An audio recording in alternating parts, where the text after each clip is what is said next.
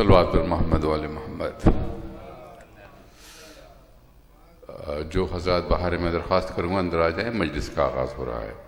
میں درخواست کروں گا ڈاکٹر اختر نقوی سے حدیث قصہ سے مجلس کا آغاز فرمائیں گے۔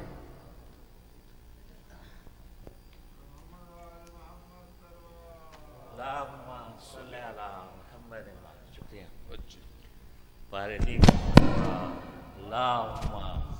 علی محمد وآل محمد۔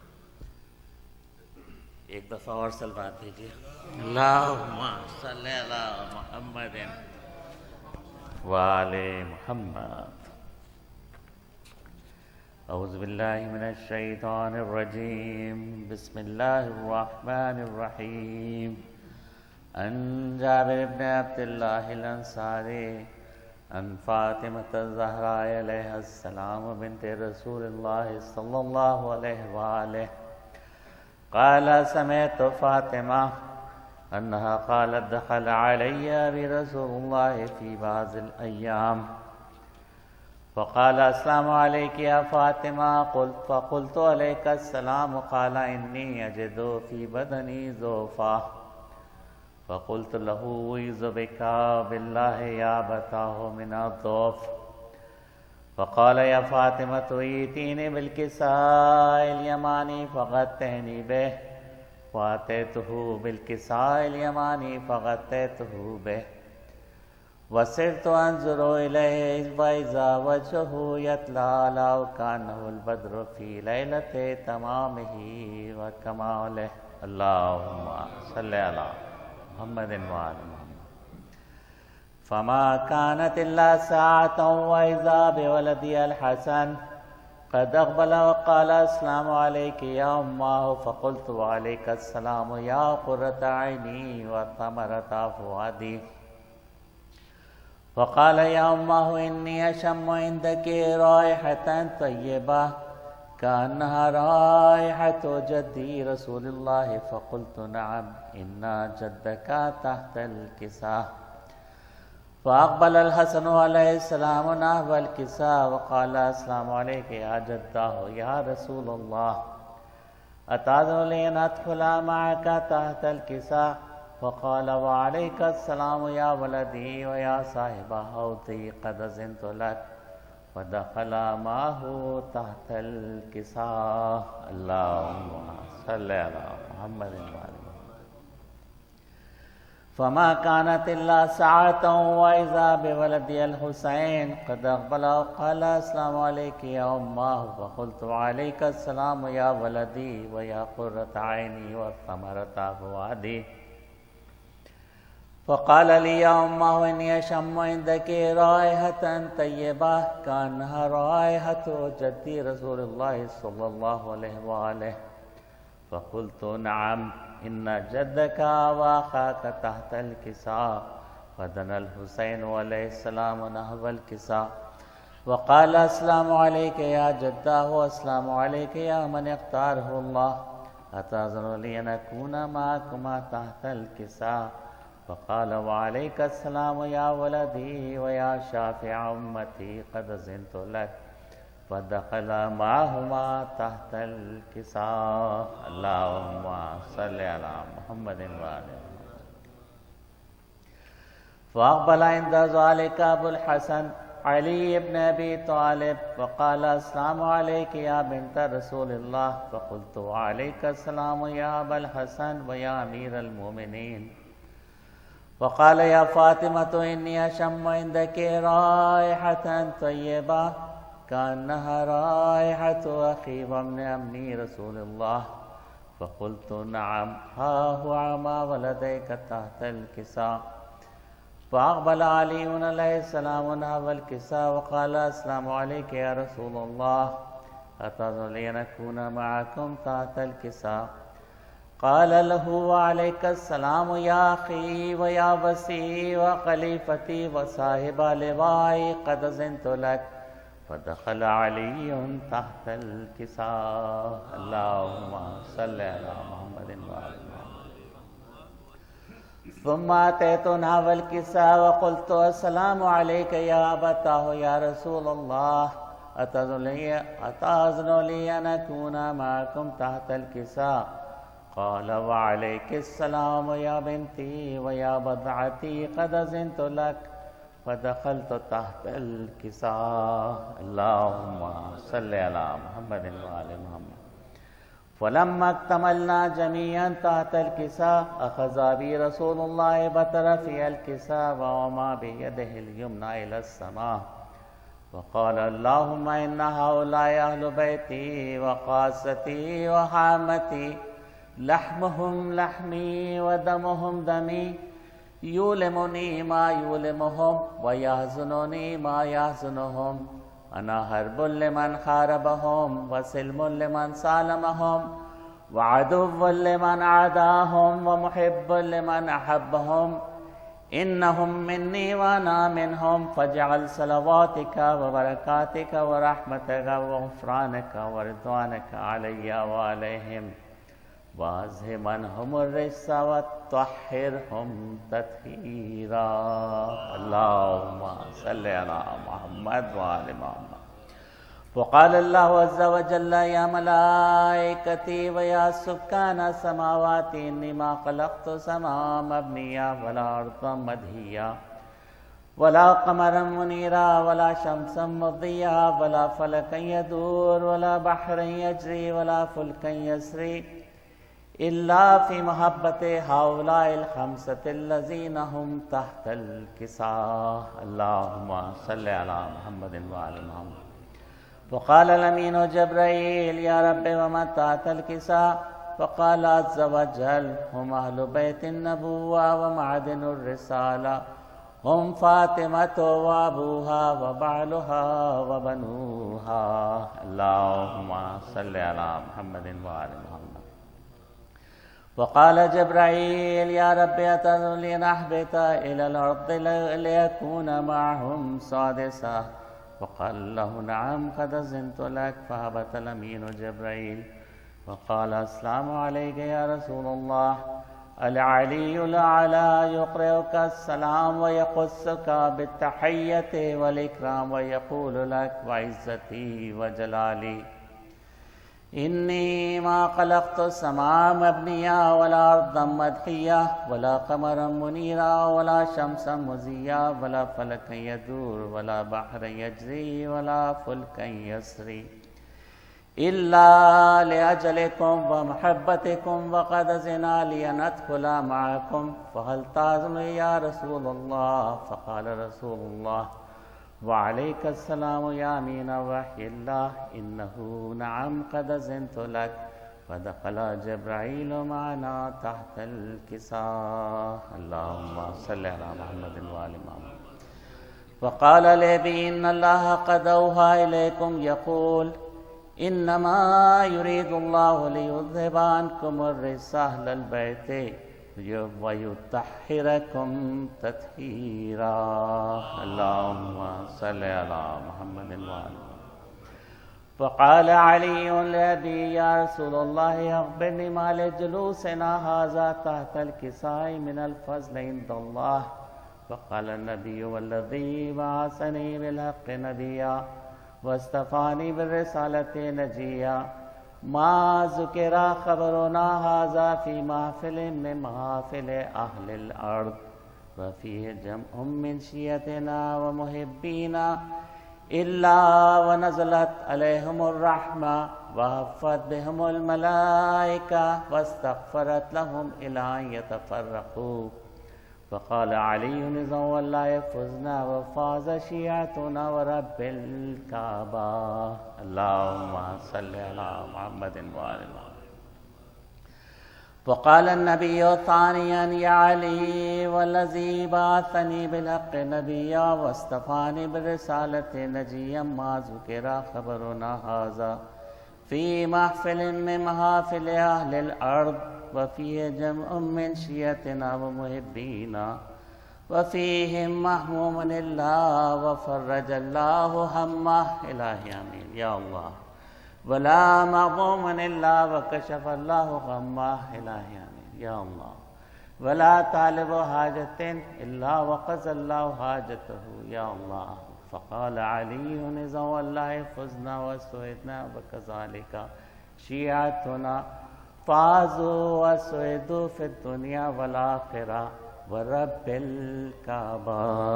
اللهم صل على محمد وآل محمد.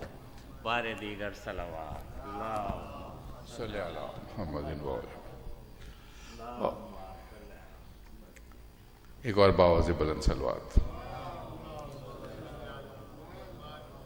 اور حسن عباس اب ایک کو سلام پیش کریں گے. حسن عباس.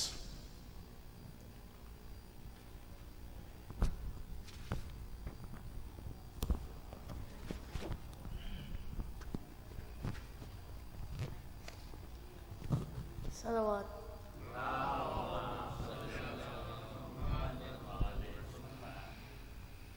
کیا کیا ستم حسین کے دل پر گزر گئے،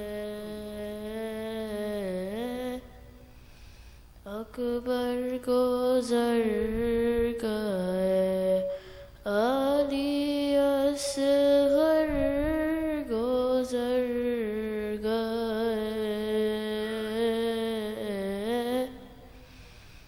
مشکل تیرا ہے حق میں ہر ایک منزل وفا، مشکل تیرا ہے حق میں ہر ایک منزل وفا، لے کر علی کا نام بہت تر گزر گئے، کیا کیا ستم حسین کے دل پر گزر گئے،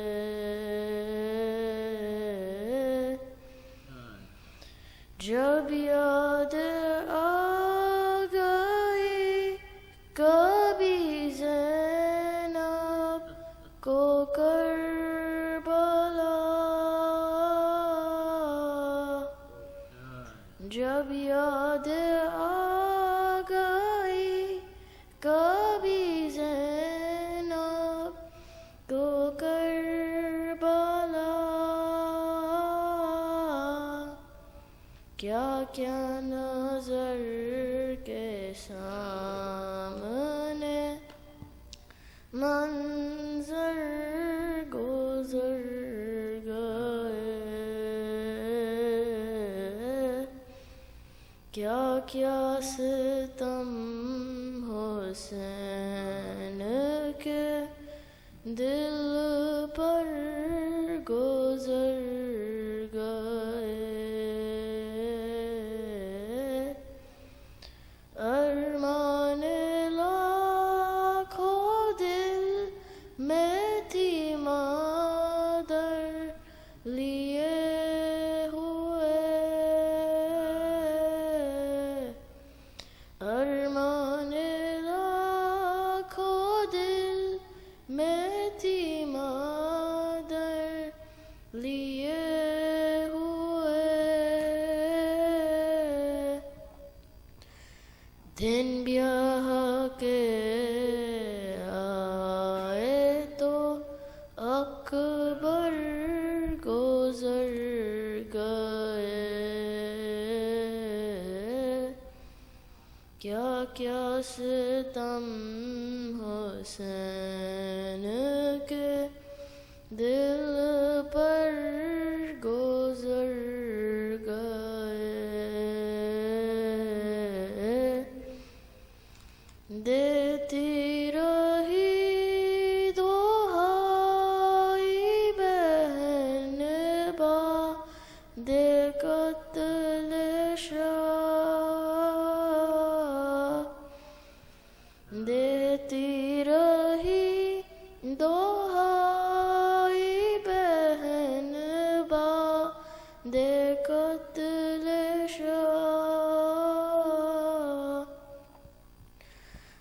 ناشکرانتے ہوئے لشکر گزر گئے، کیا کیا ستم حسین کے دل پر گزر گئے، اکبر گزر گئے، علی اصغر گزر گئے۔ صلوات۔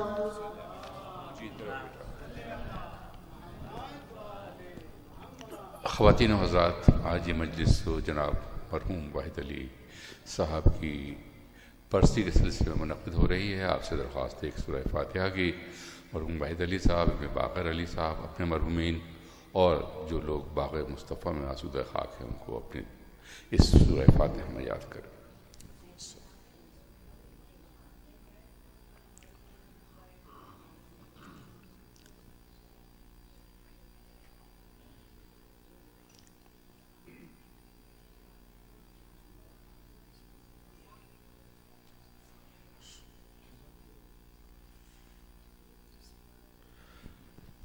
صلوات بآواز بلند۔ اور میں زحمت دوں گا شجاع حسین کو ایک سلام پیش کریں گے۔ شجاع حسین۔ نعرہ صلوات۔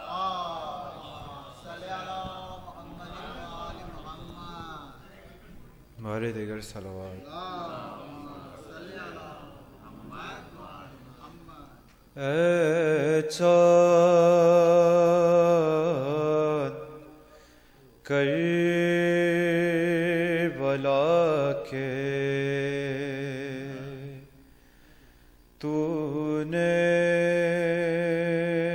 تو دیکھے ہوں گے، اترے تھے اس زمین پر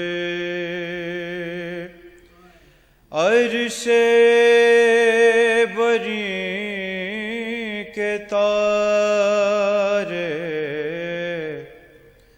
اے چاند کربلا کے مارے گئے یہیں پر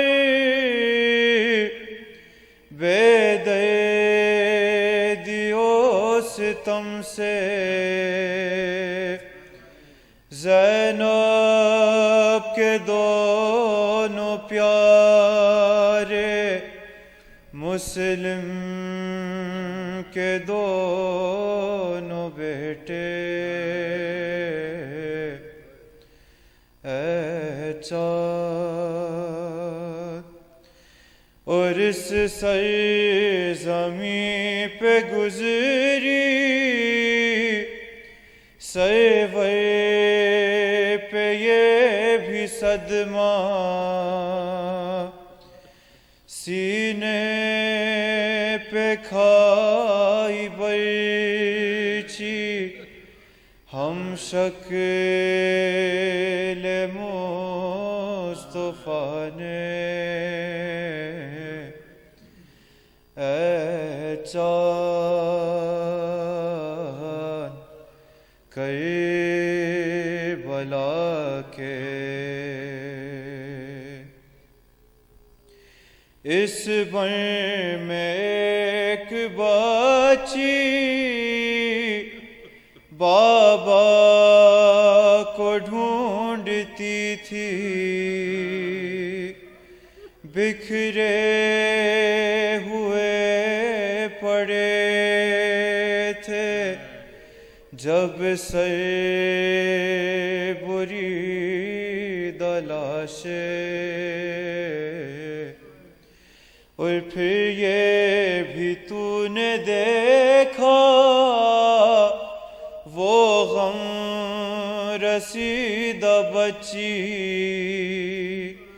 سینے پہ سو رہی تھی بے سر پدر سے لپٹے اے چاند بازو بندھے یہیں پہ پہلے پہر حرم کے اس سرزمین سے نکلے سجاد سر جھکائے اے چاند کربلا کے ور محمد وآل محمد صلوات.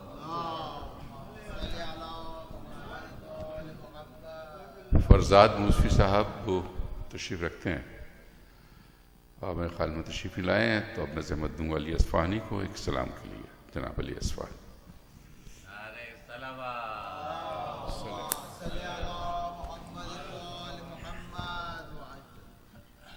بار دیگر صلوات.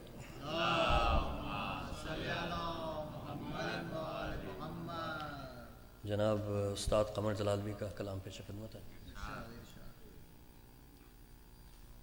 بیٹھا ہے مشکلات کے بیٹھا ہے مشکلات کے رستے میں ہار کے او بد نصیب دیکھ او بد نصیب دیکھ علی کو پکار کے بیٹھا ہے مشکلات کے. نعرہ حیدری. یہ معجزہ ہے عرش پہ آئے گئے رسول نقش قدم مگر نہ ملے راہ گزار کے بیٹھا ہے مشکلات کے. مرحب کا قتل بھی کوئی خیبر میں قتل تھا پھینکا تھا ذوالفقار کا صدقہ اتار کے بیٹھا ہے مشکلات کے. خیبر کا در ہوا تھا یہ ہر ایک سے کہہ کے بند خیبر کا در ہوا تھا یہ ہر ایک سے کہہ کے بند تم سے بہت ہے مٹ گئے سر مار مار کے بیٹھا ہے مشکلات کے. خیبر کے در نے کھل کے اشارہ یہ کر دیا مظہر یہی ہے قوت پروردگار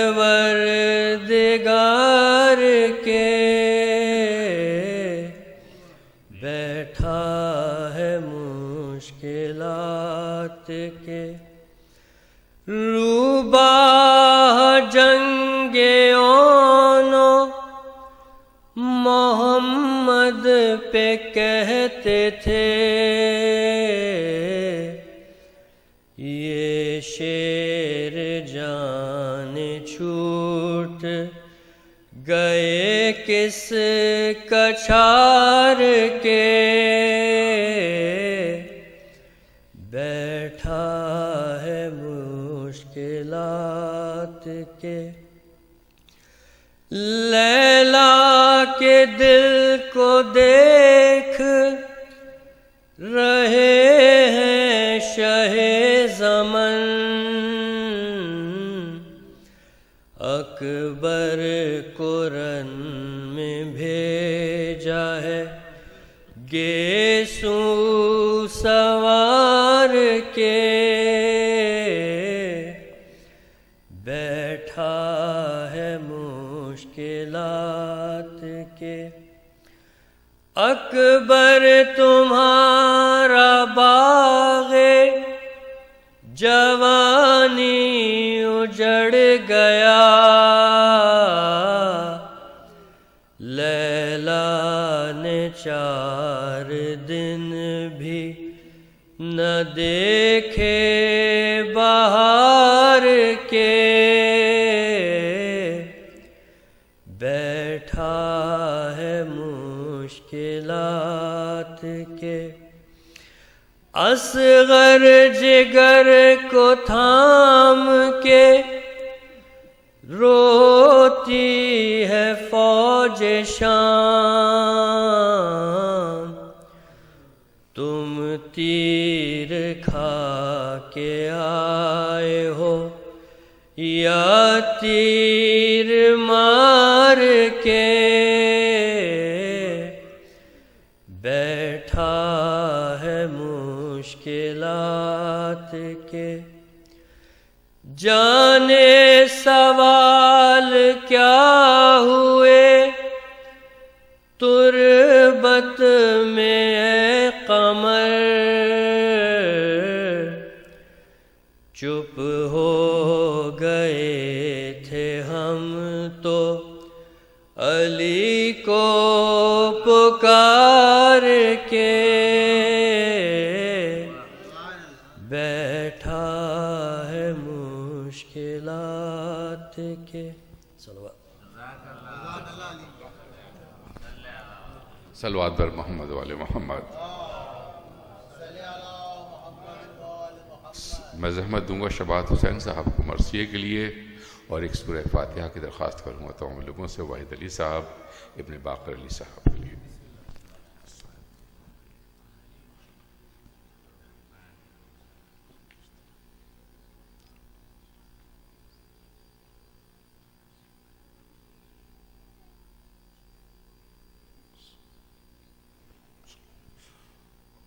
صلوات بر محمد والے محمد۔ آپ صاحب درخواست تھوڑا سا آگے تشریف لے آئیں تاکہ بعد میں آنے والوں کے لیے کوئی زحمت نہ ہو۔ نعرہ صلوات، صلی علی محمد، واردیگر صلوات، صلی علی محمد۔ 4 مصرے جس برسی کی مجلس میں میں ہر سال پڑھتا ہوں، میرے نزدیک واحد علی صاحب ایک والد کی حیثیت رکھتے تھے، انہوں نے بڑی تربیت کی، بہت مدد کی ہماری جب ہم یہاں آئے، اور میری نظر میں جب بھی ان سے بات ہوئی تو آزاداری کے سلسلے میں بات ہوئی، تو قرآن اور حدیث کی روشنی میں ایسا انسان جب موت کی طرف جاتا ہے تو معمولی موت نہیں ہوتی، وہ شہید ہوتا ہے، اور وہ شہید ہیں۔ 4 مصرے ان کو سلام کرتے ہیں، ان کی روح کو سلام کرتے ہوئے۔ کفن کو صرف نشانی موت ہی نہ کہو، کفن کو صرف نشانی موت ہی نہ کہو، کی روشنی کی کرن بھی کفن سے ملتی ہے، کی روشنی کی کرن بھی کفن سے ملتی ہے، محب آل نبی کو کہیں بھی دفن کرو، دور یہ خاک جا کے در پنجتن سے ملتی ہے، یہ خاک جا کے در پنجتن سے ملتی ہے۔ صلوات۔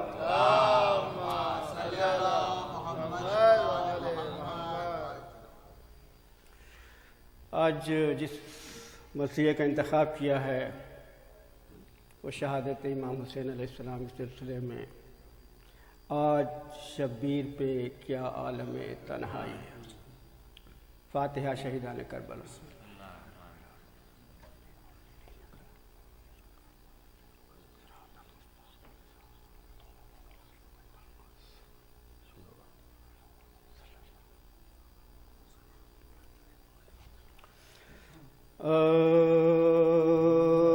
پانچ چھ بند کی زحمت نہیں ہوگی۔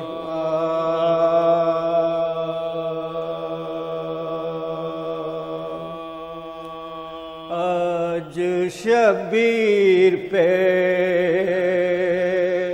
کیا عالم تنہائی ہے، آج شبیر پہ کیا عالم تنہائی ہے، ظلم کی چاند پہ زہرا کے گھٹا چھائی ہے، اس طرف لشکر آدم میں سفارا یا نہ بیٹا نہ بھتیجا نہ کوئی بھائی ہے، یا نہ بیٹا نہ بھتیجا نہ کوئی بھائی ہے، برچھیاں کھاتے چلے آتے ہیں تلواروں میں، مار لو پیاسے کو ہے شور ستمکاروں میں، مار لو پیاسے کو ہے شور ستمکاروں میں، زخمی بازو ہیں کمر خم ہے بدن میں نہیں، ڈگمگانے میں نکل جاتی ہے قدموں سے،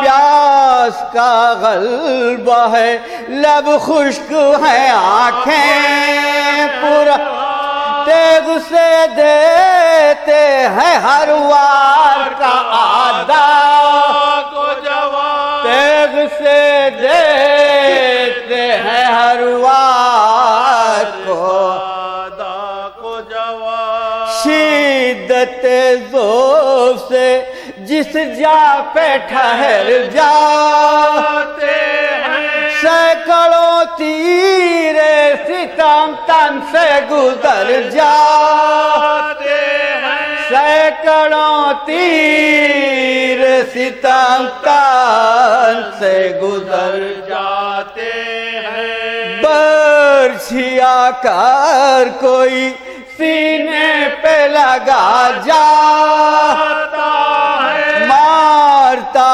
ہے کوئی نیزہ تو غشا جاتا ہے، بڑھتے ہیں زخم بدن زور گھٹا جاتا ہے، نیند آنکھیں ہیں سر پار جھکا جاتا ہے، بند آنکھیں ہیں سر پار جھکا جاتا زہراؤ علی گریہ کنا پھرتے ہیں، غل ہے گھوڑے سے امام دو سرا گرتے ہیں، غل ہے گھوڑے سے امام دو سرا گرتے ہیں، دیس ہوتا ہے جدا دوش محمد کا چامن فاطمہ کا سرد ہے مائل، برچیاں گرد ہیں اور بیچ میں ہے سر، ہے یہ نزدیک گرے مہر نبوت کا نگی، ہے یہ نزدیک گرے مہر نبوت کا نگی، پاؤں ہر بار رکابوں سے نکل جاتے ہیں، یالی کہتی ہے زینب تو سنبھل جاتے، یالی کہتی ہے زینب تو سنبھل جاتے ہیں، کوئی سید کا نہیں آہ بچانے والا، ہر بے لاکھوں ہیں اور ایک زخم اٹھانے والا، پیاس میں کوئی نہیں پانی پلانے والا، سنبھل کس طرح بھلا برچھیاں کھانے والا، سنبھل کس طرح بھلا برچھیاں کھانے والا، چرخ سے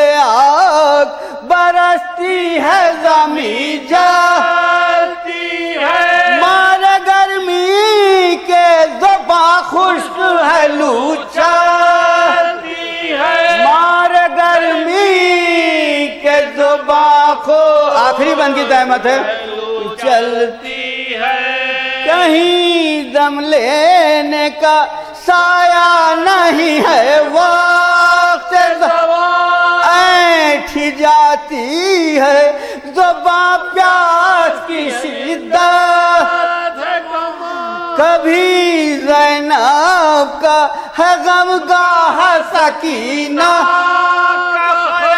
دن جو ڈھلتا ہے تو حضرت ہوئے جاتے ہیں، دن جو ڈھلتا ہے تو حضرت ہوئے جاتے ہیں، مثل خورشید بدن ذوق سے تھراتا ہے، قمر برج امامت پہ زوال آتا ہے، قمر برج امامت پہ زوال آتا ہے، آج شبیر پہ کیا عالم تنہائی ہے،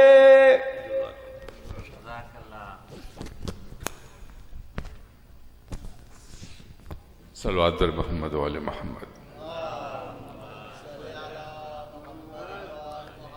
اور میں درخواست کروں گا قبلہ مولانا سلیمان عادبی صاحب سے تشریف لائے، مجلس سے خطاب فرمائیں۔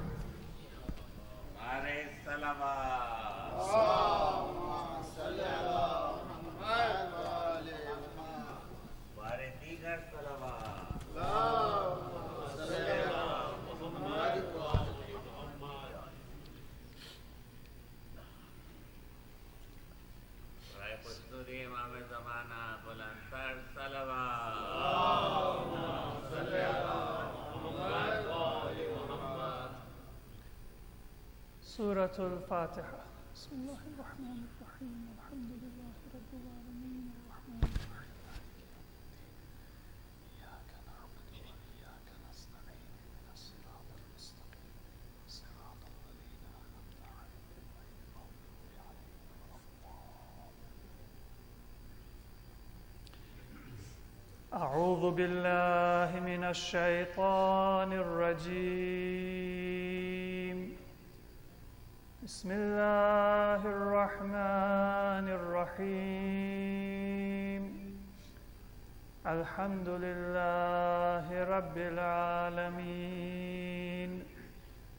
بارئ الخلائق أجمعين والصلاة والسلام على أشرف الأنبياء والمرسلين المبعوث رحمة للعالمين شفيع المذنبين وحبيب قلوب الصادقين سيدنا ومولانا أبي القاسم محمد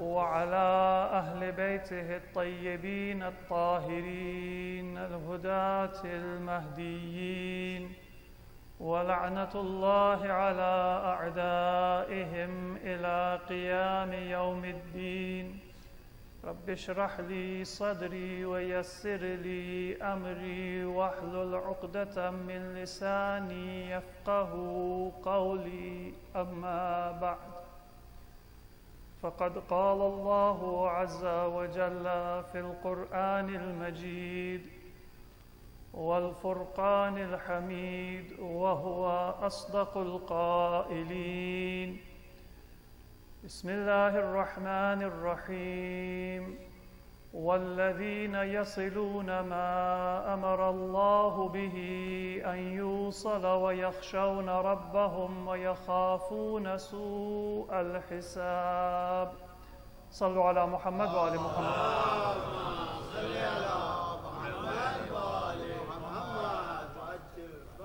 مومنین و مومنات السلام علیکم ورحمۃ اللہ وبرکاتہ۔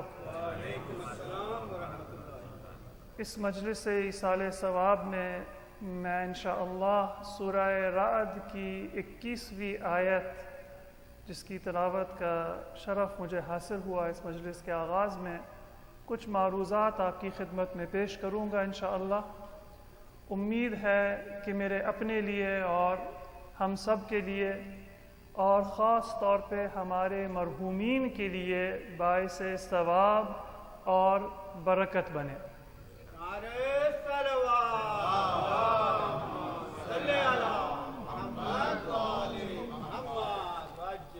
اس سے پہلے کہ میں آیت کا ترجمہ اور تفسیر کا آغاز کروں، آپ سب سے درخواست ہے کہ مرحوم واحد علی ابن باقر علی کے ایصال ثواب کے لیے 1 مرتبہ سورہ فاتحہ اور 3 مرتبہ سورہ اخلاص کی تلاوت کریں۔ بسم اللہ الرحمن الرحیم الحمد للہ رب العالمین الرحمن الرحیم مالک یوم الدین ایاک نعبد و ایاک نستعین اهدنا الصراط المستقیم صراط الذین انعمت علیہم غیر المغضوب علیہم ولا الضالین۔ بسم اللہ الرحمن الرحیم قل هو اللہ احد اللہ الصمد لم یلد ولم یولد ولم یکن له کفوا احد۔ بسم اللہ الرحمن الرحیم قل هو اللہ احد اللہ الصمد لم يلد ولم يولد ولم يكن له كفوا أحد۔ بسم الله الرحمن الرحيم قل هو الله أحد الله الصمد لم يلد ولم يولد ولم يكن له كفوا أحد۔ صلوات على محمد وآل محمد۔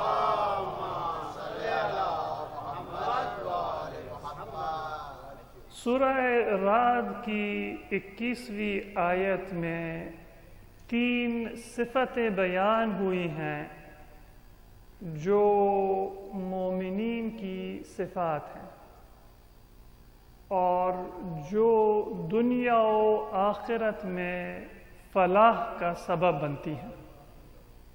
وہ 3 صفات والذین یصلون ما امر اللہ بہ ان یوصل،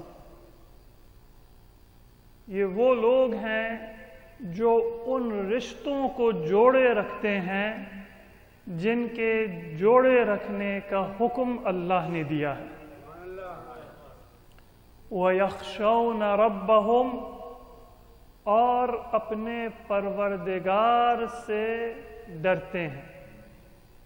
وَيَخَافُونَ سُوءَ الْحِسَابِ، اور بدترین حساب سے ڈرتے ہیں۔ اب یہ کن کی صفات ہیں، کن مومنین کی صفات ہیں؟ یہ 2 آیت قبل سورہ اعراض کی 19ویں آیت میں بیان ہوا ہے، انما یتذکر اولو الالباب،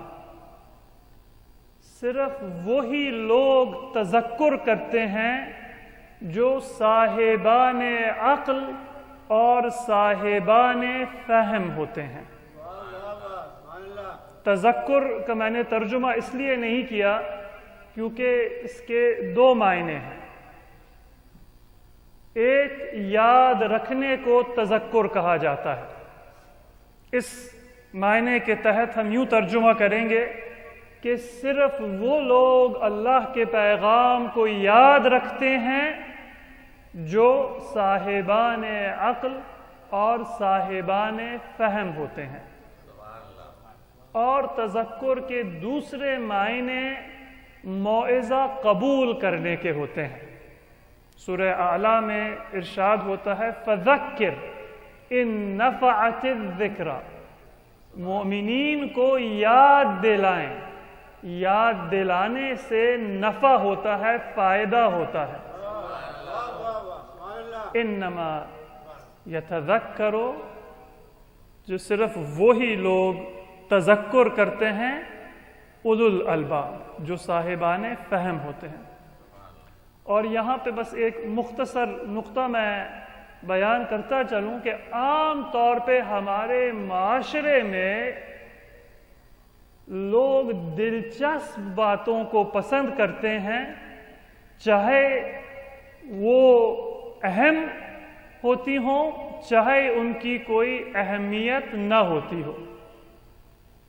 اکثر ہم اپنی زندگی میں، اور یہ عادت بن گئی ہے کہ ہم لطف اندوز ہونا چاہتے ہیں، اپنے نفع اور نقصان کے بارے میں کم سوچتے ہیں، یہاں تک کہ بہت سی بنیادی باتیں ہم سننا، دہرانا پسند نہیں کرتے،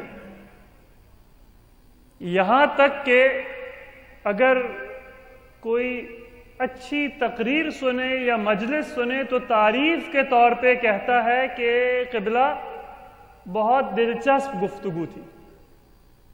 اب آپ تصور کریں ہمارے اقدار میں یہ گفتگو کے دلچسپ ہونا کب معیار بنا؟ یہ الگ بات ہے کہ اللہ کی گفتگو، معصومین کی گفتگو، ان کی دعائیں، ان کی زیارتیں، ان کا کلام، اور ان سے جو سیکھتا ہے ان کا کلام ضرور دلچسپ ہوتا ہے، لیکن اس کی دلچسپی کا معیار یہ نہیں ہوتا کہ جو ہم سننا چاہتے ہیں یا جس چیز کو ہم سننے کے عادی ہوتے ہیں اس کے مطابق ہوتا ہے۔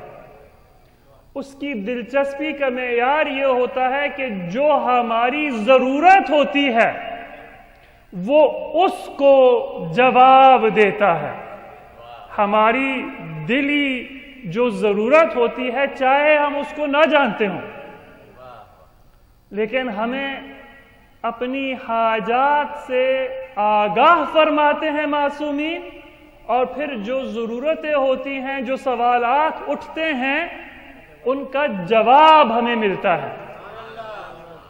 لہذا وہ دلچسپی نتیجہ ہوتا ہے،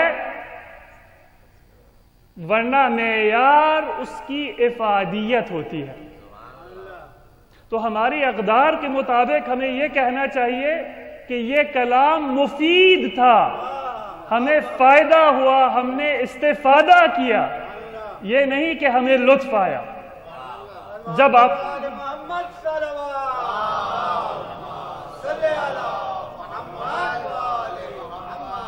اب یہ جو آپ کو لطف آئے گا، یہ جو آپ کو احساس ہوگا کہ آپ کے دل کو سکون ملا ہے، چین ملا ہے، وہ اس فائدے کا نتیجہ ہے جو اہل بیت علیہم السلام کی تعلیمات میں پایا جاتا ہے، ورنہ آپ لطف کے پیچھے نہیں جاتے۔ تو یہ نتیجہ ہمیں قرآن سے ملتا ہے کہ ہمیں تذکر چاہیے. فذکر ان نفعت الذکر سیذکر من یخشی ویتجنبها الاشقی. جب یاد دہانی ہوتی ہے، جب ضرورت کی باتیں ہوتی ہیں، جب نفع کی باتیں ہوتی ہیں، تو دو رد عمل سامنے آتے ہیں. سیذکر من یخشی، وہ قبول کرتا ہے جو اللہ کا خوف رکھتا ہے، اور جو یہ جواب دیتا ہے کہ یہ تو پرانی باتیں ہیں، یہ تو سنی ہوئی باتیں ہیں، ان میں لطف نہیں ہے، ان میں مزہ نہیں ہے. تو قرآن کا ارشاد ہے وَيَتَجَنَّبُهَا الْأَشْقَى، جو تذکر سے گریزاں ہے وہ شقی ہوتا ہے، سعادت مند نہیں ہوتا. صلوات علی محمد وآل محمد. تو سورہ رعد میں ارشاد ہے کہ انما یتذکر اولو الالباب. اب دو ترجمے ہم نے کیے. وہ یاد رکھتے ہیں جو صاحبان فہم ہوتے ہیں، اور وہ موعظہ قبول کرتے ہیں، پیغمبر کی تذکیر کو، یاد دہانی کو وہ قبول کرتے ہیں اپنے دل و جان سے، جو صاحبان دانش، صاحبان عقل و خرد و فہم ہوتے ہیں. دونوں ترجمے صحیح ہیں. صلوات علی محمد وعلی.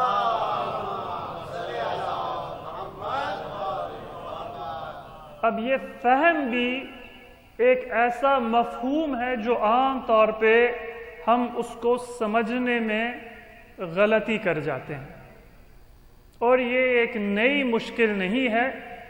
حتیٰ اہل بیت علیہم الصلوۃ والسلام کے حضور کے زمانے میں بھی لوگوں کو غلط فہمی ہو جاتی ہے کہ عقل کس چیز کا نام ہے، صاحب فہم کون ہوتا ہے.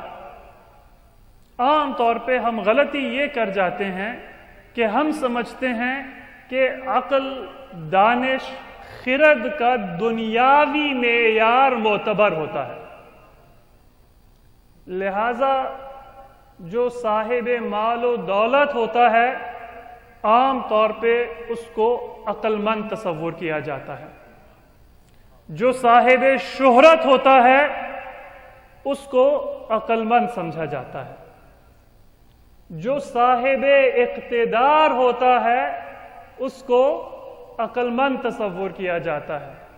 اور اگر کسی کے پاس مال و دولت نہ ہو، اقتدار نہ ہو، شہرت نہ ہو، یعنی وہ دنیاوی فضیلتیں نہ ہو، تو چاہے وہ جتنا بھی مومن، متقی، پرہیزگار، سمجھدار ہو، اس کی بات کو عام طور پہ اہمیت نہیں دی جاتی.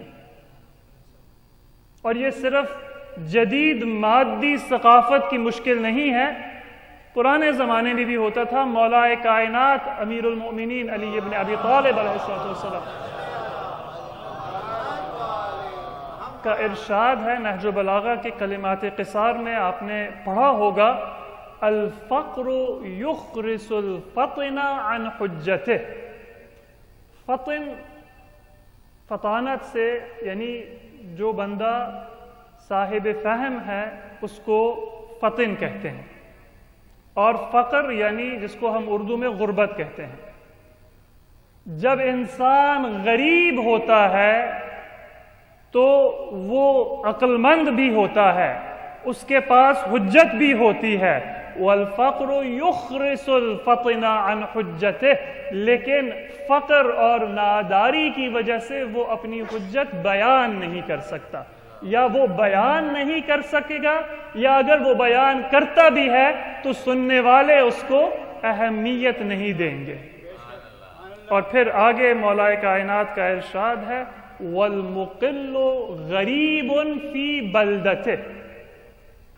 مقل جس کے پاس مال و متاع دنیا کی قلت ہو، قلیل سے ہے، اب مولا کائنات نے کہا ہے جو مقل ہوتا ہے، جو غریب ہوتا ہے، وہ غریب فی بلدتہ. اب یہاں پہ ترجمے میں ہمیں توجہ کرنا ہوگا کہ اردو میں جسے ہم غریب کہتے ہیں وہ اس کے اصلی معنی نہیں ہیں. ہم غریب عام طور پہ فقیر کے معنی میں استعمال کرتے ہیں، لیکن عربی زبان میں غریب اسے کہتے ہیں جو اپنے شہر سے، اپنے عزیزوں سے دور ہوتا ہے، پردیسی. اسی لیے مولا کائنات کو اس حدیث میں یہ لفظ مولا کائنات نے انتخاب کیا. ہم اپنے 8ویں امام علی ابن موسیٰ الرضا علیہ السلام کو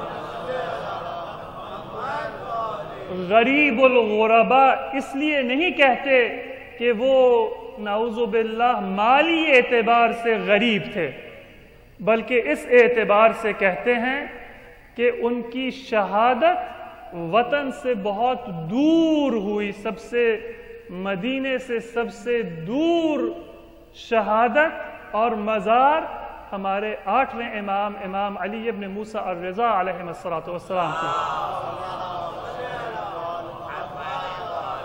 اور روایات میں ملتا ہے کہ سید الشہداء امام حسین نے جب امام زین العابدین سے اپنی آخری وصیت کی تو اس میں ایک فقرہ یہ بھی ملتا ہے کہ میرے شیعوں سے کہنا کہ ان ابی مات غریبا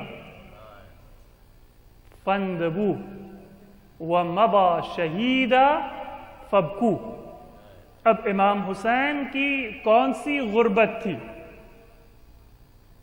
اتنا مال تھا کہ جب عمر ابن سعد نے یہ بہانہ کیا کہ اگر میں جنگ نہ کروں تو مجھے رئی کی سلطنت نہیں ملے گی، تو سید الشہداء نے ابن سعد سے فرمایا کہ میں اپنے مال سے آپ کو معاوضہ کروں گا. جتنا وعدہ ابن زیاد نے یا یزید نے آپ کے ساتھ کیا ہے اس سے زیادہ مال میں آپ کو اپنے ذاتی مال سے اور ملکیت سے دینے کے لیے تیار ہوں. لیکن جس کو اللہ نے اندھا کر دیا اس کو بصیرت نہیں مل سکتی.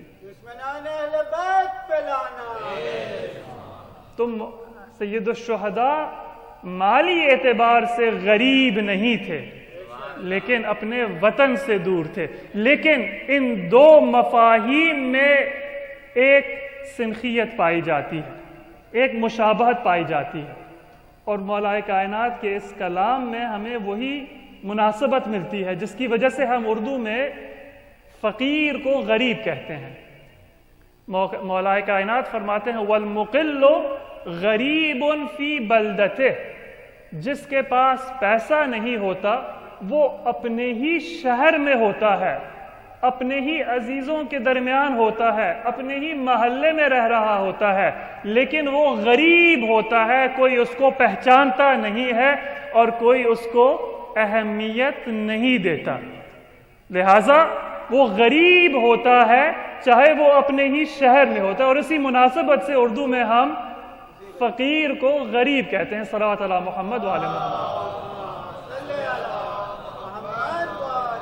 یعنی ایک اعتبار سے ہم کہہ سکتے ہیں کہ یہ مولا کائنات کے اسی فرمان سے ماخوذ مفہوم ہے اور ایک اسلامی مفہوم ہے. تو مقصد یہ ہے کہ عام طور پہ ہم دنیاوی معیاروں کے اوپر لوگوں کی عقل کو پرکھتے ہیں اور اس کو عقل مند سمجھتے ہیں جو دنیا کے اعتبار سے ترقی کرتا ہو، اور جو دنیا کی قربانی دے اپنی آخرت کی خاطر اس کو ہم سمجھتے ہیں کہ اس کی عقل میں کوئی خامی ہوگی یا کوئی کمی ہوگی. درحالی کہ عقل کا معیار یہ ثابت ہے کہ انسان آخرت کے اوپر کسی چیز کو فوقیت اور اہمیت نہ دے. یہ ضرور ہے کہ عقل مند وہ ہوتا ہے جو دنیا کے اعتبار سے ترقی کرتا ہے، لیکن اللہ کی اطاعت کرتے ہوئے ترقی کرتا ہے، نافرمانی کر کے ترقی نہیں کرتا۔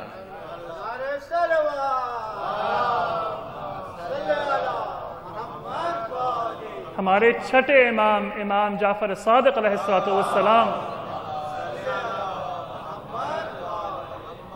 سے آ کے ایک چاہنے والے نے یہ سوال کیا۔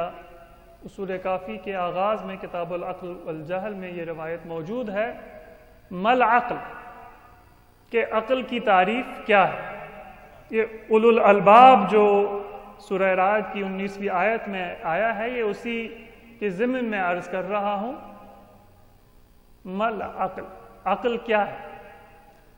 تو ہمارے چھٹے امام نے جواب میں فرمایا، ما عبد بہ الرحمن واکتسب بہ الجنان۔ عقل کے دو معیار ہیں اور وہ دو معیار دراصل ایک ہی ہیں۔ ایک وہ دنیاوی پہلو کہ انسان عبادت کرتا ہے، اور ایک اخروی پہلو یعنی انسان جنت تک پہنچتا ہے۔ تو عقل کو پرکھنے کے لیے، عقل کو سمجھنے کے لیے اور عقل مند کی پہچان کرنے کے لیے یہ معیار ہے کہ کیا وہ اپنے رب کی اطاعت کرتا ہے یا نافرمانی کرتا ہے، کیا وہ جنت کماتا ہے یا مال و متاع دنیا کے پیچھے دوڑ رہا ہوتا ہے، یہ معیار ہے۔ اب یہ ایک بہت واضح اور ایک بہت جامع معیار ہے جو ہمارے چھٹے امام جعفر صادق علیہ السلام نے ہمیں دیا۔ لیکن اب دیکھ لیں کہ معاشرے کی تاثیر ہوتی ہے، یہ شخص امام سے استفسار کر رہا ہے، کسی اور دانشور سے یا فقیہ سے یا عالم سے نہیں، تو اہل بیت کا چاہنے والا ہے، اہل بیت کا ماننے والا ہے، لیکن چونکہ دنیا میں ایک اور معیار رائج ہے تو سوال ذہن میں آیا، فالذی کان فی معاویہ، دنیا تو کہتی ہے کہ معاویہ سے بڑا نعوذ باللہ کوئی حکیم، کوئی دانشور، کوئی حکومت کرنے والا نہیں گزرا، اور یہ آپ کچھ مسلمان مورخین کی کتابوں میں دیکھ سکتے ہیں اور کچھ غیر مسلمان مورخین کی کتابوں میں آپ دیکھ سکتے ہیں کہ نعوذ باللہ وہ معاویہ کی حکمت اور شیوہ حکومت کے اوپر گفتگو کرتے ہوئے کہتے ہیں کہ 20 سال تک کوئی جنگ، کوئی خانہ جنگی، کوئی فتنہ، کچھ نہیں، بس امن و امان اور ثبات کا دور تھا۔ اس کا ایک جواب تو خود تاریخ سے ملتا ہے کہ اسی 20 سال امن و امان کا نتیجہ یزید کی 3 سالہ حکومت کا دور تھا، جس میں پہلے سال کربلا کا واقعہ پیش آیا جس میں آل رسول شہید ہوئے، اور اس سے بڑا کوئی المیہ عالم اسلام میں بلکہ انسانیت میں آدم کے زمانے سے لے کے قیامت تک پیش نہیں آیا۔ پھر اس کے بعد مدینے پہ حملہ ہوا اور نعوذ باللہ مسجد النبی کو استبل میں تبدیل کیا گیا، اور اتنے گناہ ہوئے کہ جن کو ہم منبر سے بیان نہیں کر سکتے۔ اور پھر اس کے اگلے سال مکے پہ اور کعبے پہ حملہ ہوا اور کعبے کو منہدم کیا گیا۔ یہ وہ شیوہ حکومت اور وہ حکمت اور وہ عقل مندی تھی جو معاویہ کے طرز حکومت کے نتیجے میں سامنے آئی۔ صلوات علی محمد وعلی محمد۔ تو کئی دفعہ لوگ سمجھتے ہیں کہ جب امن و امان ہوتا ہے، ظاہری اعتبار سے کوئی جنگ نہیں ہے، کوئی دشمنیاں نہیں ہیں، تو سب ٹھیک ہے. لیکن بہت سے اوقات اسی زمانے سے فتنے شروع ہوتے ہیں اور وہ فتنے صدیوں تک چلتے ہیں. اسی لیے قرآن نے کہا ہے کہ وَالْفِتْنَةُ أَشَدُّ مِنَ الْقَتْلِ، قتل بہت بڑا گناہ ہے. اور قرآن کے حکم مطابق جس نے کسی بے گناہ کو قتل کیا اس نے پوری انسانیت کو قتل کیا. لیکن اس سے بڑا گناہ اور اس سے زیادہ شدید فتنہ ہوتا ہے، کیونکہ فتنہ ایک شخص کو نہیں، ایک معاشرے کو نہیں، بلکہ نسلوں کو تباہ کر دیتا ہے. صلوات علی محمد وعلی محمد. تو یہ معاشرے کے غلط معیار کا نتیجہ ہوتا ہے کہ حتیٰ مومنین بھی تشویش کا شکار ہو جاتے ہیں کہ یہ تو عقل مند ہیں، ظاہری اعتبار سے اپنے کاروبار میں کامیاب ہیں، اپنی زندگی میں کامیاب ہیں، اچھے سے اچھے گھر ہیں ان کے، اچھے سے اچھے ان کا رہن سہن ہے، اور لاشعوری طور پہ ہو سکتا ہے کہ ہم ان سے متاثر ہوں. یہ ہمیں اس روایت سے نظر آتا ہے کہ اہل بیت کے چاہنے والے بھی اس غلط فہمی میں مبتلا ہو گئے تھے کہ ہو سکتا ہے کہ کچھ عقل مندی اور کچھ صاحب فہم دشمن اہل بیت بھی ہو سکتے ہیں. تو امام صادق نے اس کا جواب دیتے ہوئے فرمایا تلک النکراء تلک الشیطنہ وہی شبیہۃ بالعقل ولیست بالعقل. یہ نکراء ہے، یہ چالاکی ہے، یہ شیطنت ہے، یہ عقل سے ظاہری مشابہت رکھتی ہے لیکن یہ عقل نہیں ہے. کیونکہ اس سے انسان دنیا میں تو آگے بڑھ سکتا ہے لیکن آخرت میں آگے نہیں بڑھ سکتا. مشابہت یہ ہے کہ دنیاوی اعتبار سے کامیابی ہوتی ہے، وہ بھی وقتی کامیابی، وہ بھی محدود اور وقتی کامیابی، لیکن آخرت میں وہ ناکامی اور شقاوت کا باعث بنتی ہے. صلوات علی محمد وعلی محمد. تو اب 3 صفتیں بیان ہوئی ہیں سورہ رعد میں صاحبان عقل کی. وہ اصلی معیار تو چھٹے امام کے فرمان سے ہمیں مل گیا، ما عبد بہ الرحمن واکتسب بہ الجنان. اگر ہم جتنا پڑھتے ہیں، جتنا سیکھتے ہیں، جتنا تجربہ کسب کرتے ہیں، اس سے ہم اطاعت پروردگار کی طرف رغبت پیدا کرتے ہیں، تو اس کا مطلب ہے کہ ہماری عقل کا معیار بڑھ رہا ہے. اور اگر ہم پڑھ لکھ کے اور تجربہ کسب کر کے اور دنیاوی اعتبار سے آگے بڑھ کے مطیع نہیں ہوتے، تقوی ہم میں آگے نہیں بڑھ رہا ہوتا، بلکہ ہم اپنے مذہب سے، اپنی اقدار سے، اپنے دین سے دور ہوتے جاتے ہیں، تو ہم جو کچھ بھی سمجھیں ہماری عقل اور ہمارا فہم بڑھ نہیں رہا، گھٹ رہا ہوتا ہے.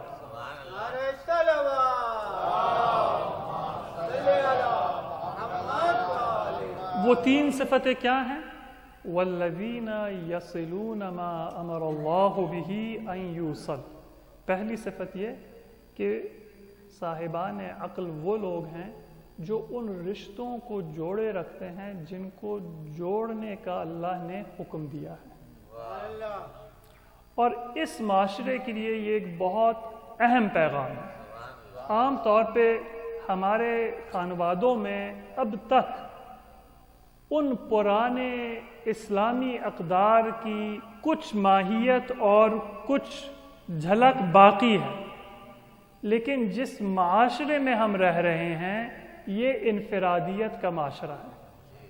آپ خود اپنے تجربے سے دیکھیں کہ جتنا خلوص ایک زمانے میں انسان اپنے بھتیجوں اور بھانجوں سے کرتا تھا، آج کے معاشرے میں جو نئی نسل ہے وہ اپنے بہن بھائیوں سے بلکہ اپنی اولاد سے نہیں کرتے۔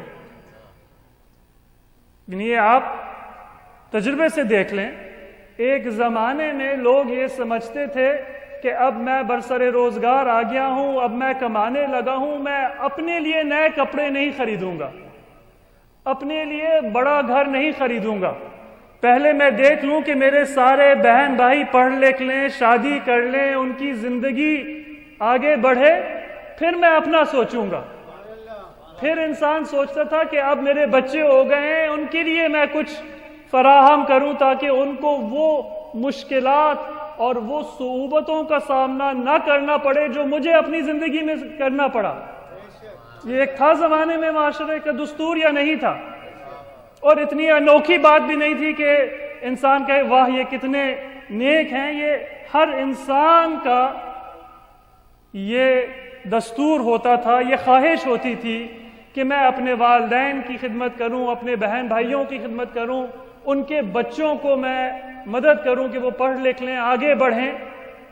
اب آپ دیکھ لیں، میاں کا اپنا اکاؤنٹ، بیوی کا اپنا اکاؤنٹ، خرچے الگ، فیصلے الگ، بچے اپنا فیصلہ خود کریں، ماں باپ اپنا سوچ رہے ہیں۔ میں یہ نہیں کہہ رہا کہ یہ ہمارے خاندانوں میں اور ہمارے معاشرے میں ابھی پوری طرح یہ ثقافت اثر انداز ہو چکی ہے، لیکن اس کی تاثیر ہم اپنی آنکھوں سے دیکھ رہے ہیں۔ وہ جو پہلا والا خلوص تھا وہ اب نہیں رہا، اور آج سے 20 سال پہلے حالات بد سے بدتر ہوتے جائیں گے اگر ہم اس کے لیے اپنے اعتبار سے تیاری نہ کریں اور تدبیر نہ کریں۔ صلوات اللہ محمد وعلیہ اس کے لیے سوچنا ہوتا ہے، تدبیر کرنی ہوتی ہے، محنت کرنی ہوتی ہے، قربانیاں دینی ہوتی ہیں تاکہ وہ رشتے جڑے رکھیں اور تاکہ وہ ایثار کا جذبہ، وہ خلوص کا جذبہ صرف ایک ماضی کی یاد نہ رہے کہ ہمارے بزرگان یوں کرتے تھے، بلکہ ہمارے خاندانوں میں اور ہماری اولاد میں وہ صفت اور وہ اقدار باقی رہیں۔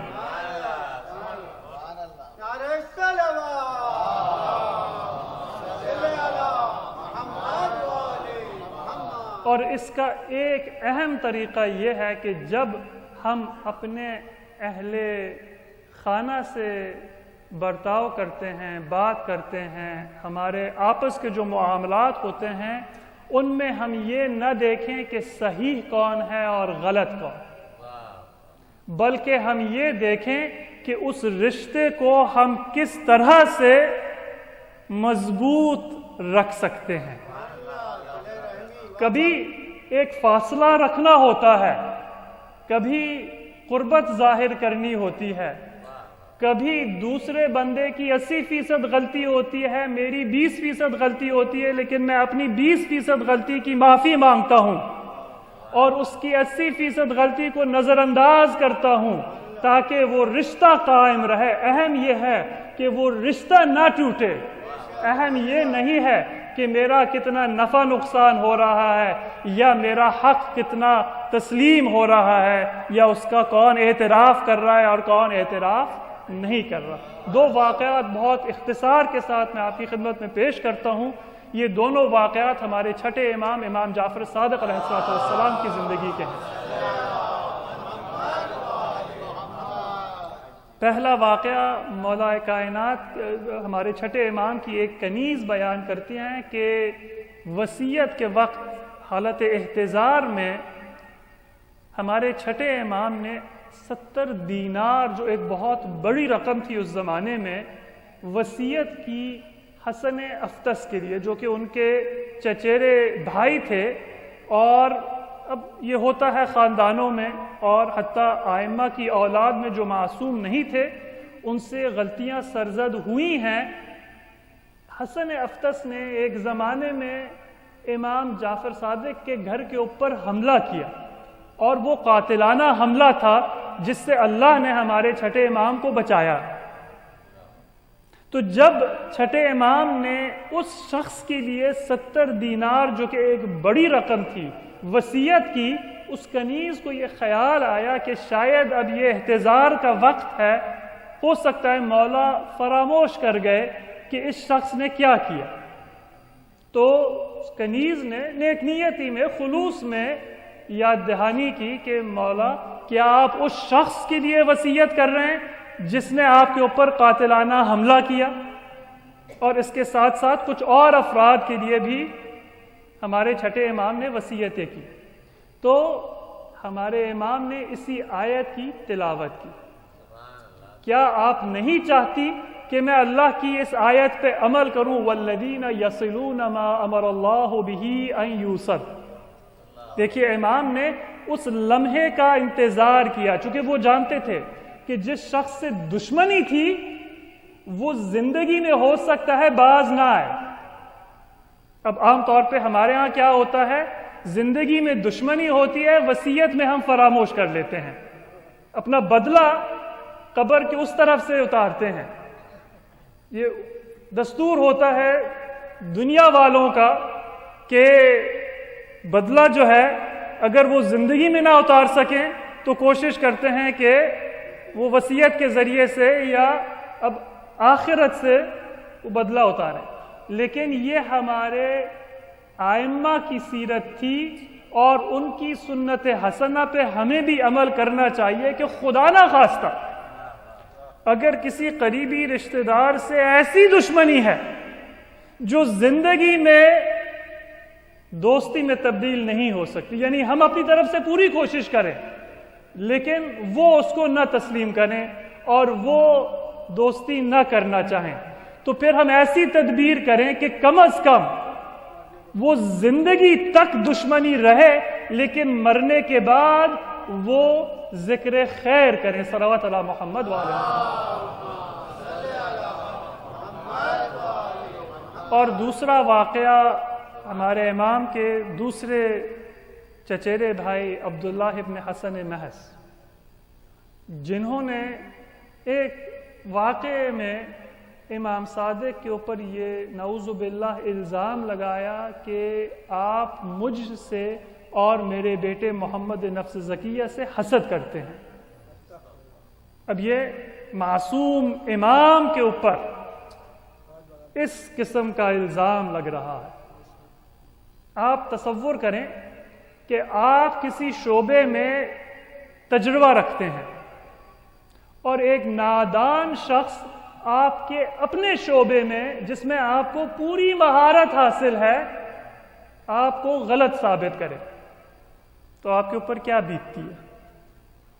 بہت مشکل ہوتا ہے اس وقت انسان اپنے اوپر قابو کرے اور احترام سے بات کرے۔ اگر میں کسی چیز میں مہارت رکھتا ہوں اور کوئی شخص اسی شعبے میں اسی مسئلے میں میرے اوپر اعتراض کرے، درحالی کہ میں جانتا ہوں کہ اس کو اس موضوع کے الف بے سے بھی واقفیت نہیں ہے، اب جتنا میں اپنے آپ کو دانشور سمجھوں، ماہر سمجھوں، اس نادان اور میرے درمیان اتنا فاصلہ نہیں ہوگا جتنا بڑا سے بڑا دانشور اور امام معصوم کے درمیان ہوتا ہے۔ لیکن امام صادق کا رد عمل دیکھیے، اس وقت امام خاموش رہے، اپنے گھر واپس تشریف لے گئے، رات بھر نہیں سوئے بلکہ اپنے بھائی عبداللہ محض کے لیے دعا کی۔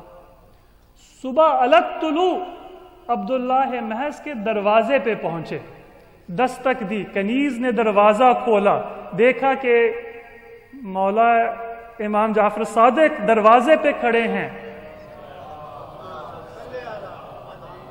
تعجب سے کہا مولا آپ یہاں کیوں تشریف لائے ہیں صبح سویرے؟ عبداللہ محض نے سنا، اب غصہ کچھ ٹھنڈا ہو گیا تھا، دوڑتے ہوئے دروازے پہ آئے اور بہرحال ذاتی اختلاف اور حسد اپنی طرف لیکن وہ امام کے کرامات سے واقف تھے، امام کی عصمت سے واقف تھے، گھر کے فرد تھے، تو بے ساختہ یہ جملہ زبان سے نکلا کہ مولا آپ مجھے دستور دیتے، میں آپ کے دروازے پہ آتا، آپ کیوں آئے؟ تو اب امام جعفر صادق نے اسی آیت کی تلاوت کی اور کہا میں نے رات ایک آیت کی تلاوت کی، مجھے رات بھر نیند نہیں آئی۔ والذین یصلون ما امر اللہ بہ ان یوصل، یہ ایک رات کا اختلاف اور دوری مجھ سے برداشت نہیں ہوئی۔ یہ ایک رات امام کی ضرورت نہیں تھی، بلکہ امام نے عبداللہ محض کو مہلت دی کہ اس کا غصہ ٹھنڈا ہو جائے تاکہ وہ دوبارہ اپنے گناہ سے واپس آ جائے۔ تو یہ سنت ہے ائمہ کی، یہ قربانیاں ہمیں دینی ہوں گی تاکہ ہم اپنے رشتوں کو مضبوط رکھیں، اور تاکہ وہ جو اس معاشرے کی خصوصیت ہے اور جو خامی ہے وہ ہمارے معاشرے میں اور ہمارے گھرانوں میں نہ آئے۔ صلوات علی محمد وعلی محمد۔ اور بس نہایت ہی اختصار کے ساتھ اور پھر مصائب کی طرف آگے بڑھتے ہیں۔ وَيَخْشَوْنَ رَبَّهُمْ، اللہ کا خوف رکھتے ہیں۔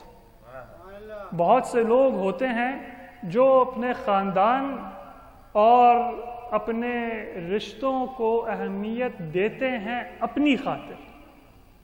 ہم بہت بڑے خاندان سے تعلق رکھتے ہیں، ہمارے آباء و اجداد زمیندار ہوتے تھے، رئیس ہوتے تھے، منصبدار ہوتے تھے، یہ خاندان کو اہمیت دیتے ہیں، اپنے شجرے کو اپنے پاس محفوظ رکھتے ہیں، لیکن اپنی بڑائی ثابت کرنے کے لیے تو اس کا بھی جواب قرآن نے دیا ہے کہ آپ رشتوں کو جوڑے رکھیں، نہ اس وجہ سے کہ آپ اپنی بڑائی ثابت کر سکتے ہیں یا اپنے خاندان کی بڑائی ثابت کر سکتے ہیں، بلکہ وَيَخْشَوْنَ رَبَّهُمْ، اللہ کے خوف و خشیت اور اللہ کی اطاعت کی خاطر، نہ اپنی خاطر۔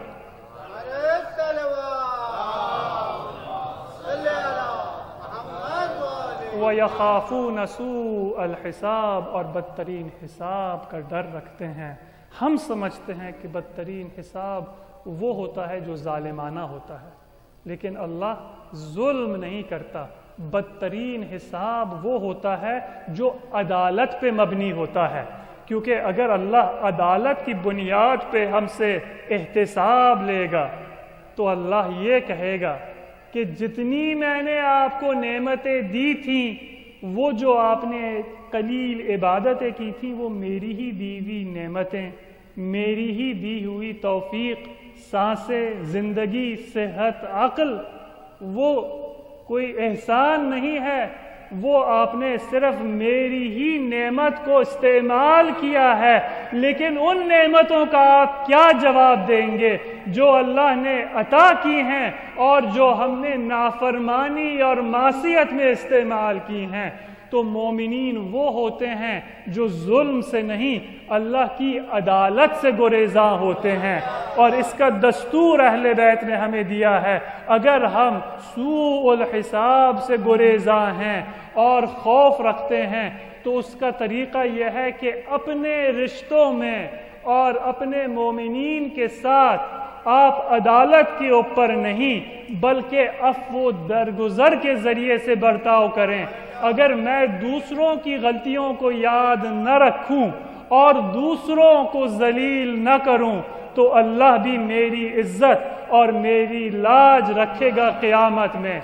یہ درس ہمیں اہل بیت رحمہ الصلوۃ والسلام سے ملتا ہے۔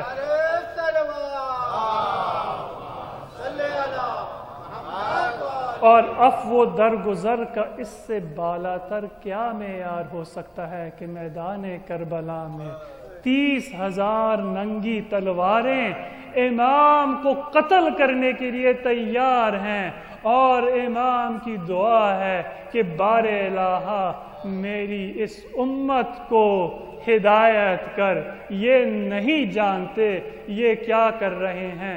کتنی دفعہ مولا نے اتمام حجت کیا، پہلے حر کو بھیجا اور حر نے اپنے سابق سپاہیوں سے اتمام حجت کی، حق کی طرف دعوت دی یہاں تک کہ حر شہید ہوئے. پھر حبیب ابن مظاہر آگے بڑھے, احتجاج کیا, لوگوں کو سمجھانے کی کوشش کی, حبیب بھی شہید ہوئے. پھر مولا نے اپنے بھائی ابو الفضل العباس کو بھیجا. ابو الفضل العباس نے اتمام حجت کیا, لوگوں کو ہدایت کی طرف دعوت دی. یہ وہ فوج اشقیاء ہے جنہوں نے امام کے اصحاب کو شہید کیا, جنہوں نے امام کے گھرانے پہ پانی کی بندش کی, جنہوں نے ایک کے بعد دیگری مظالم ڈھائے, لیکن امام ان کی ہدایت کے لیے کوشش کر رہے ہیں. جب ابو الفضل العباس بھی شہید ہوئے تو ایک آخری اتمام حجت کس طرح سے مولا ہمارے سید الشہداء نے وہ اتمام حجت کیا. خیمے میں آتے ہیں, جناب زینب سے فرماتے ہیں کہ میرے 6 ماہ بچے علی اصغر کو میرے ہاتھوں میں دیجئے. مولا نے علی اصغر کو اپنے ہاتھوں میں لیا, وہیں پہ خیمے میں وداع کیا. چونکہ مولا جانتے تھے کہ وہ کن اشقیاء کے سامنے جا رہے تھے, پیار سے اپنے فرزند کو اپنے عبا کے نیچے رکھا اور عمر ابن سعد کے فوج کی طرف آگے بڑھتے ہیں.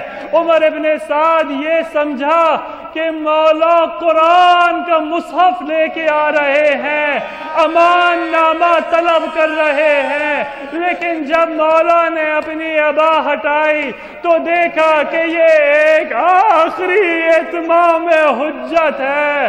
سید الشہداء فرماتے ہیں کہ اگر آپ سمجھتے ہیں کہ میرا کوئی گناہ ہے تو اس 6 ماہ بچے کا کیا گناہ ہو سکتا ہے.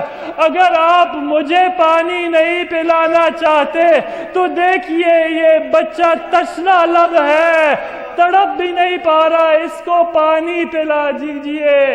عمر ابن سعد نے جب یہ کلام سنا تو دیکھا کہ اس کی اپنی فوج بھی ہو سکتا ہے کہ امام کے کلام کے تاثر میں اب اپنے فرماندار کی نافرمانی کرے. عمر ابن سعد نے حرملہ کی طرف اشارہ کیا, کہا یا حرملہ اقطع کلام الحسین, اے حرملہ امام حسین کے اس کلام کو قطع کر دیجئے ورنہ میری فوج میری نہیں رہے گی. حرملہ نے 3 تیر چلائے. اللہ جانتا ہے کہ وہ پہلے 2 تیر کیوں نہیں اپنے نشانے تک پہنچے. حرملہ نے کیا دیکھا ہوگا, لیکن وہ تیسرا تیر ایک 3 شعبے کا تیر تھا. تاریخ میں مقاتل میں ملتا ہے کہ وہ تیر ننھے سے علی اصغر کے گلے سے بڑا تھا. جب وہ تیر علی اصغر کے گلے میں پیوست ہوا تو فَذُبِحَ الْوَلَدُ مِنَ الْأُذُنِ إِلَى الْأُذُنِ, ایک کان سے دوسرے کان تک علی اصغر شہید ہوئے, لہو جاری ہوا. امام حسین نے وہ لہو اپنے ہاتھوں میں لیا اور پہلے آسمان کی طرف دیکھا. آسمان سے ندا آئی کہ اگر یہ خون آسمان کی طرف جائے گا تو قیامت بارش نہیں برسے گی. امام نے زمین کی طرف دیکھا, زمین سے آواز آئی کہ اگر یہ خون زمین پہ آیا تو تا قیامت کوئی پودا نہ اگے گا. مولا نے وہ خون اپنے چہرے اور اپنی داڑھی پہ ملا اور فرمایا کل قیامت کے دن میں اپنے جد رسول خدا کے سامنے اس کیفیت میں جاؤں گا کہ میرے ننھے علی اصغر کا خون میرے چہرے اور میری داڑھی پہ ہوگا. انا للہ و انا الیہ راجعون. وسيعلم الذين ظلموا أي منقلب ينقلبون. بار الہ ہم سے اس قلیل عبادت کو قبول و منظور فرما۔ بار الہ ہمارے تمام مرحومین بالخصوص مرحوم واحد علی ابن باقر علی کے روح کو ایصال فرما۔ بار الہ ہماری تمام دنیاوی اور دینی حاجات کو برلا اور ہمارے امام کے ظہور میں تعجیل فرما۔ ماتم حسین۔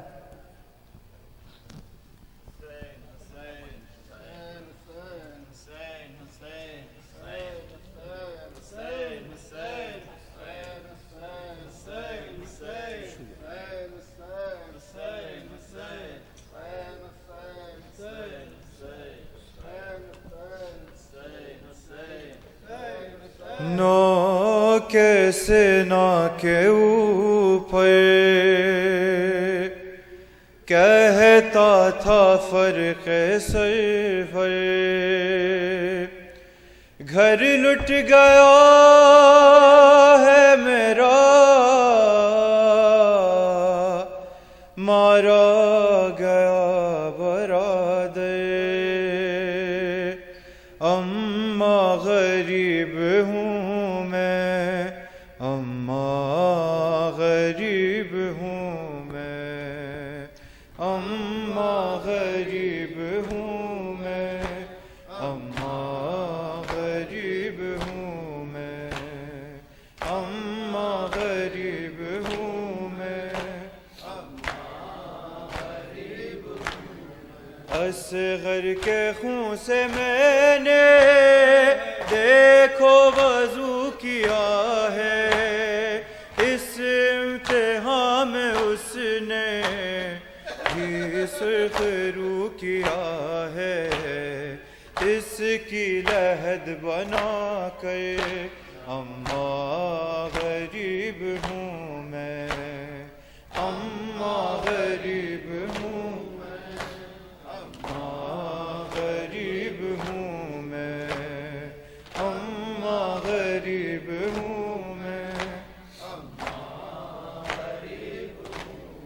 میں کس قدر ہوں پیاسا اماں بتاؤں کیوں کہ سوکھا گلا تھا اتنا چلتا نہیں تھا خنجر، قبضے میں رکھ کے کوثر، اماں غریب ہوں میں، اماں غریب ہوں میں، اماں غریب ہوں میں، اماں غریب ہوں میں، اماں غریب ہوں میں، کیسا باپ تھا جو اے دور امتحانی روتی رہی سکینہ میں دے سکا نہ پانی، آئے یقین کیوں کہ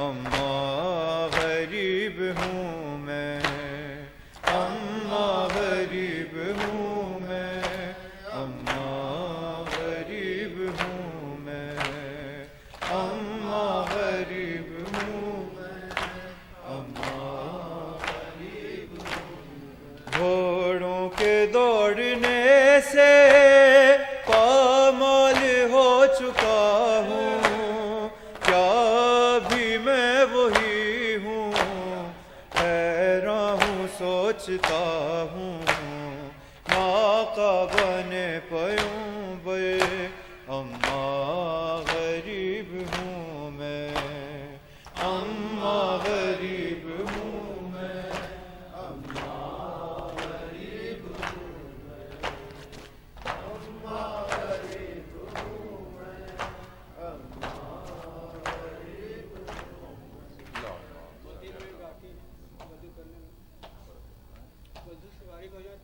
جی آپ جو لوگ وضو کرنا چاہیں وضو کر لیں اس لیے کہ